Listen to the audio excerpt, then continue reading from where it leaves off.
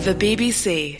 Wales promoted to Europe's elite after last night. They won their Nations League Group B with a 3-1 victory over 10-man Finland. Wales are on a brilliant run, unbeaten in 11 competitive games. Their captain is Gareth Bale.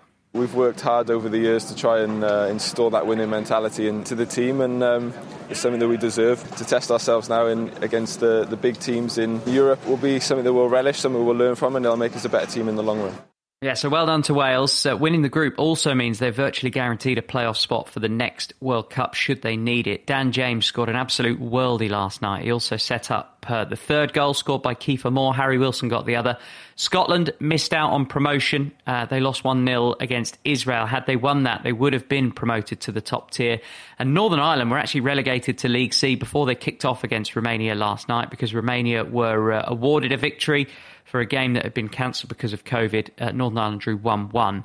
A young England team beat Iceland 4-0. Iceland had a man sent off. Phil Foden scored twice. He was back starting, having been sent home and then dropped for the following games for breaking COVID rules in Iceland in September. Can't really explain it, to score my first goals for England means a lot for me. And Gareth, he's always saying just do what you do at your club, no different here. So yeah, he's really encouraged me to just do what I do at my club and express myself. Yeah, and you can remember Iceland for all the right reasons now, can't you? Definitely, yeah. Put the bad things in the past and look ahead, yeah, you're right. Loads of reaction to all the Nations League football in the Football Daily podcast on BBC Sounds. Glasgow City are into the Women's Champions League, last 32. For the 10th year in a row, they beat Valur in Reykjavik. Arsenal beat Tottenham on penalties in the Women's League Cup.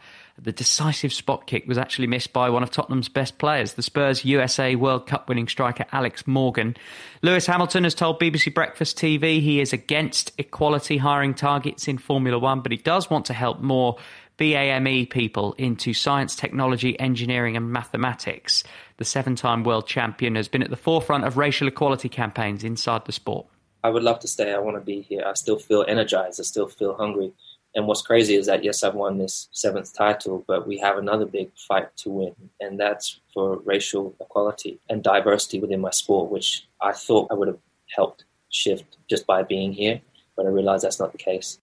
Interesting interview with Sally Nugent on BBC Breakfast TV this morning. Lewis Hamilton reveals that when he went to the palace, one of the butlers stood on one of the Queen's corgis and that he would love to be knighted. It would be one of the happiest days ever, he said.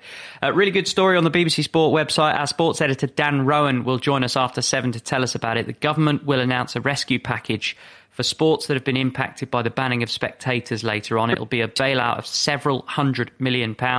Football and cricket unlikely to benefit, though.